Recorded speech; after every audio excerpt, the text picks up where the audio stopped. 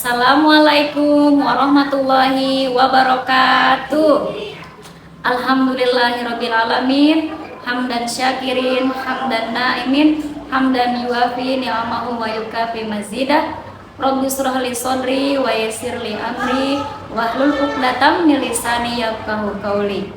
Puji syukur kita panjatkan kehadirat Allah Subhanahu wa taala yang mana telah memberikan nikmat kepada kita semua sampai hari ini, sehingga kita semua diberikan kesehatan ya, dan diberikan kebahagiaan tentunya. Baiklah anak-anak, sebelum Ibu melanjutkan ke materi, perkenalkan terlebih dahulu nama Ibu Romsyah Fitriani, Ibu sebagai walas kelas 3 Zubair.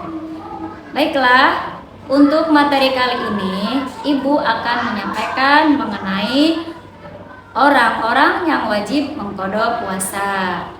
Nah, sebelum Ibu jelaskan, di sini Ibu akan menjelaskan dulu apa itu pengertian qadha. Nah, qadha adalah memenuhi atau melaksanakan. Sedangkan dalam ilmu fikih yaitu sebagai pelaksanaan suatu ibadah di luar waktu yang telah ditentukan oleh syariat Islam. Nah, berarti mengqadha puasa itu adalah memenuhi atau melaksanakan puasa nanti pada waktu-waktu yang lain setelah itu, di luar dari yang sudah ditentukan dalam syariat Islam. Nah, itu berarti makna dari mengqadha puasa, atau secara umum adalah mengganti puasa yang ditinggalkan ketika di bulan Ramadan. Kenapa? Karena bulan Ramadan itu atau puasa bulan Ramadan itu adalah wajib. Maka bagi yang meninggalkannya harus mengganti puasa tersebut. Nah, itulah pengertian dari qadha atau mengqadha puasa. Seperti dalam surat Al-Qur'an, yakni surat Al-Baqarah ayat 185 yang berbunyi A'udzu billahi minasyaitonir rajim. Bismillahirrahmanirrahim. Wa man kana maridan aw ala safarin fa iddatun min ayyamin ukhra. Yang artinya, dan barang siapa sakit atau dalam perjalanan, maka wajib baginya berpuasa sebanyak hari yang ditinggalkan.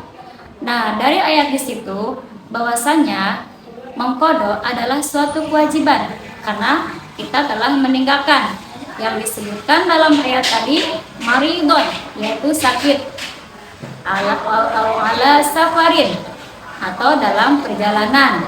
Nah, di sini walaupun hanya 2 yang disebutkan, tapi ada lagi beberapa ayat yang mana di situ wajib mengqadha puasa apabila meninggalkannya. Ibu akan menyebutkan beberapa orang-orang yang wajib mengqadha puasa. Siapa aja? Nah, yang pertama adalah anak yang sudah akil balik. Nah, anak yang akil balik ini biasanya dialami oleh anak yang sudah usia 12 tahun atau 14-15 tahun yang sudah mengalami akil balik. Jadi, ketika dia berpuasa di bulan Ramadan tapi dia meninggalkan, maka wajib baginya mengqadha atau menggantinya nanti di kemudian hari. Yang kedua adalah orang yang sakit. Nah, orang yang sakit di sini mungkin yang belum lanjut usia, misalnya seperti usia seibu. Nah, di situ kan sudah dalam keadaan ibu masih dalam keadaan kuat. Jadi ketika ibu sudah sembuh atau misalnya ibu sakit ketika berpuasa, ibu tidak berpuasa dulu, nanti di kemudian hari ibu wajib membayar puasa yang ditinggalkan tadi. Itu bagi orang yang sakit. Bagi yang belum lanjut usia. Nah, bagaimana kalau yang udah lanjut usia? Itu beda lagi hukumnya. Itu harus membayar fidyah. Kemudian yang ketiga adalah orang yang musafir atau dalam perjalanan. Nah, perjalanan di sini yakni perjalanan yang mana menempuh jarak 30 km, itu yang sangat jauh sekali atau memakan waktu yang sangat lama. Nah, biasanya di sini pertimbangannya adalah ketika dalam perjalanan itu kita mabuk kendaraan, atau misalnya perjalanannya sangat jauh, itu membutuhkan waktu lama, kemudian kita sampai mengqadha sholat, nah maka tidak apa-apa untuk tidak berpuasa dulu, dikarenakan puasanya juga akan menghambat. Jadi boleh membatalkan puasa atau tidak berpuasa dulu, nanti di kemudian hari kita membayarnya. Nah ini kebetulan pada saat ini kan kita mau akan mudik nih, misalkan yang rumahnya jauh, daerah yang jauh memerlukan beberapa jam atau misalnya 1 hari sampai malam, tidak apa-apa di situ. Kalau misalkan kita tidak mampu berpuasa karena misalnya mabuk perjalanan, ya boleh untuk tidak berpuasa dulu dan wajib membayarnya di kemudian hari atau mengqadhonya. Yang keempat, bagi wanita hamil atau ibu hamil. Nah, untuk para ibu hamil karena dia sedang mengandung, ya, dalam perutnya ada janin, maka dibolehkan untuk tidak berpuasa terlebih dahulu. Karena apa? Karena kebutuhan janin di dalam perut ibu adalah membutuhkan asupan-asupan makanan yang bagus dan baik supaya perkembangan janinnya baik dan bayinya dalam kandungan sehat. Itu untuk ibu yang hamil. Nanti kalau ibunya sudah melahirkan, kemudian hari harus mengqadhonya. Yang kelima adalah ibu menyusui.